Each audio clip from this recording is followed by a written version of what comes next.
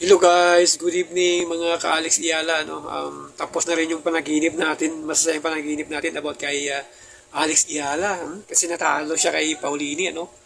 Well, ganun pa man talagang grabing ginawa ng ano natin, ng kababayan natin, ng atleta natin. Ano? Gumawa siya ng history sa Wimbledon talaga. No? Nakatuwi siya doon. Pero ganun pa man, ano, nagpalabas na siya ng kanyang public message sa lahat ng mga Pilipino na pasalamat siya at saka okay naman siya. Okay na, nakamove on na siya na pagkatapos ng talo.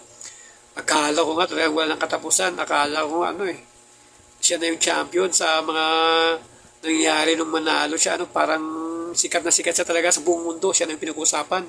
Pati yung mga politika natin ng problema dito, tinakpan na ng kanyang mga videos. Ang saya-saya sana. Akala ko wala nang katapusan eh. Pero ganun talaga ang laro. Hindi mo talaga malalaman yung laro sa Wimbledon. Kasi nga, ang nangyari sa mga top 10 players like si Arina Sabalenka. Nung matalo siya, tapos nagkaroon ng press con, nung in-interview siya, sabi niya gusto niya raw magpakalasing ng tutong-tuto para makalimutan yung Wimbledon. Ganon din si Elina Rybakina, yung number 2. Talo rin. Tapos, itong si Mera Andreeva, number 7, talagang hindi na niya natapos yung interview kasi nga, umiyak siya nung ma-out siya sa Wimbledon. Nung in-interview siya, hindi niya na talagang umiyak na lang siya talaga. Umiyak ng sorry.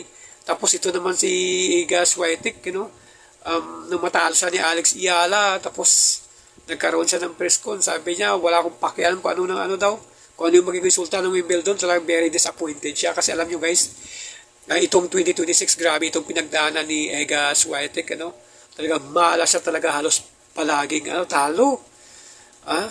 Dumating pa sa punto yung tinanggal niya yung coach niya, pinalitan niya kasi nga panay siya talo. Pinalitan niya yung coach niya, tinanggal niya. Okay, tapos sumalang din sa kay Rafa Nadal, nag-training siya doon para mano na yung katawan niya. Nagkaroon ng rehabilitation yung niya, sarili niya, sa laro niya. Tapos nitong Wimbledon, first round, manalo siya, kita niyo naman, grabing iyak niya, talagang sobrang tuwa niya, Itong si wall number 3, talagang grabing iyak niya, manalo siya. Pero nung round 2, ayun na, tinalo ni Alex Iyala, doon na talaga, talagang asa di umano talaga yung laro sa Wimbledon, Pero si Alex Iyala talagang, wala, daig pa yung champion, sa nangyari sa kanya, Talagang sinuportahan siya ng buong Pilipino talaga sa buong mundo. Dito ngayon yung mga vlogger na mga taga-ibang bansa, nakita nila, nag-vlog sila about kay Alex Iyala na dapat gayahin din ng lalo ng African lady vlogger na talagang bilib na bilib siya sa mga Pilipino. Parang ito din magiging next Manny Pacquiao kasi kahit saang banda ng mundo, nandun yung mga Pilipino talagang one talaga, pag sumuporta talagang isa. Kahit nga daw na mag-ipon-ipon sila sa restaurant o sa coffee shop, tapos pag mag-cheer na kay Alex Iyala, akala mo magkakilala, pero hindi. Kasi nga Pilipino, Talagang sabay-sabay mag-cheer up kay Alex Iyala. Pero ngayon lang nakita yan, guys. Yun ang napansin ibang mga vlogger sa buong mundo, lalo sa Africa, Gusto niya sana magkaroon din ng ganung kasing perspective yung mga tao nila doon na suportahan din yung mga atleta nila ng ganun kalakas. Kasi iniinggit sa guys kahit nga yung isang kasama ni talagang pag maglaro daw siya, parang nasa Pilipinas siya kasi halos yung mga tao sa court puro Pilipino, pag mag-cheer halos sa Alex Iyala. Tapos katulad yung kay Paulini gabi, di ba? Namatalo si Alex Iyala, standing ovation yung mga tao. Para si Alex Iyala yung nanalo, Parang si Alex Iyala yung nanalo. Nung umalis na siya, nag side heart pa siya, Pinalakpakan siya ng todo ng mga tao, mostly mga Pilipinos talaga. Kahit saan nga, sa mga restaurant, talagang siya lang yung pinapanood, ganun talaga katibay sa natin, Sa iyo, natitira na sa ngayon lang kasi ang nasira sa atin yung politiko, Pero about sa ganitong laro, talagang hinatak tayo lahat ni Alex Iyala na maging isa, napakasaya talaga. Kaso nakakalungkot lang minsan pag-isipin yung aware natin dito, sa ating gobyerno. Yung ganun guys, grabe. Tapos good news din yung meron din nga isang tennis player na nanalang champion din sa Japan. taga dito sa taga Negros sa guys, ano, Caluta City. Nakalimutan ko na yun.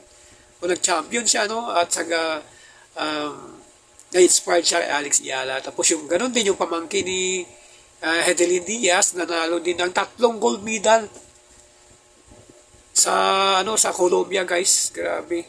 Itong buwan lang, last week lang yata. Talagang yung 3 kategory na yun, sinulo niya lahat, puro gold medal, guys, babae din.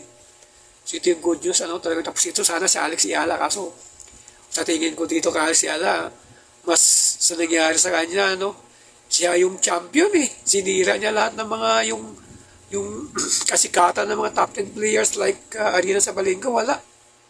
Siya yung tinutukan ng WTA, ganun din ng tennis channel, siya lahat.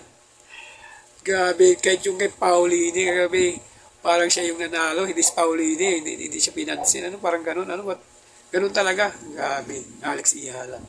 Well, tapos na yung panaginip natin, susundan na natin kung saan na naman yung laro niya, susunod. Pero alam nyo guys, kumita siya dito ng 300,000 pounds or equivalent to 22 million pesos. Yun nakikita ni Alex Yala nung makapak siya sa round 4. Okay? So, yun lang guys, kahit ako, talagang kung ano-anong ginagawa ko sa mga yung niya, sa laro niya, yung napadapa siya, yung tawag doon, vertical forehand dive niya, gumawa rin ako kung ano-anong virtue ng niya, sariling niya, pinost ko rin eh. Hindi ko na alam kung anong gagawin ko eh. Na-overwhelmed din ako sa sobrang tuwa kay Alex Yala talaga. Grabe. Kaso lang yun nga, ayun, may problema naman tayo yun sa politiko naman, impeachment na naman. Ako, iwan ko talaga. So, yun lang.